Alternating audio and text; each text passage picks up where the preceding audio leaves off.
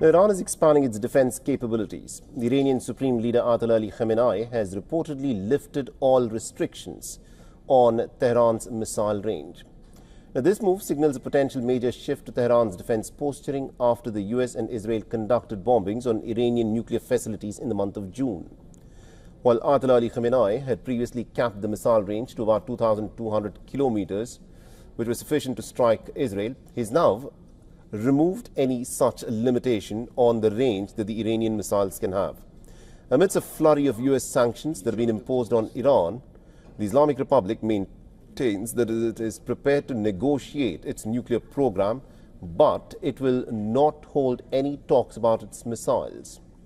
The Israeli Prime Minister Netanyahu has said that Iran is developing missiles with an 8,000-kilometer range, capable of hitting major American cities in the mainland, including places such as New York, Boston, Washington, or Miami. Last month, Iran had reportedly conducted the test of an intercontinental ballistic missile. Now, this missile is built using the Space Launch Vehicle technology. The ICBM is a long-range ballistic missile that can hit targets more than 5,500 kilometers away. A report by the US Defense Intelligence Agency states that Iran can develop an ICBM by as early as 2035. I earlier spoke with Mr. David Patrick Karakos, who is an analyst on Iran and also an author of War in 140 Characters and Nuclear Iran, and listening to what he had to say. Yeah, that's a very good question. So critically, what he hasn't done is lifted all restrictions on nuclear work, nuclear development.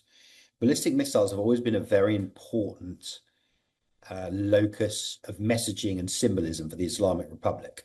They're extremely proud of their ballistic missiles program. Now, obviously, during the clash between Iran and Israel in June, which many people call the 12-day war, I do not, because the war is not over. The Iranian regime is still in place. It was clear that two things were clear. One, that Iran's air defenses were pretty much non-existent. The Israelis were able to knock them out.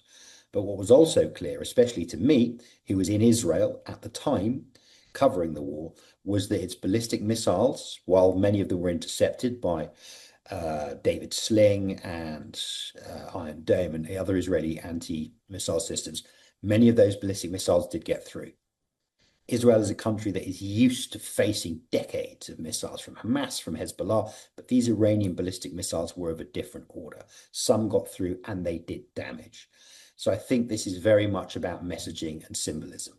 Also, don't underestimate another factor here, which is the Iranians probably want some kind of respite now. And this is one of the few areas of leverage they have. They could be half saying, give us some sanctions relief, let's do a deal, and maybe we'll start to put the brakes on our ballistic missile program. It's leverage. For all the latest news, download the WION app and subscribe to our YouTube channel.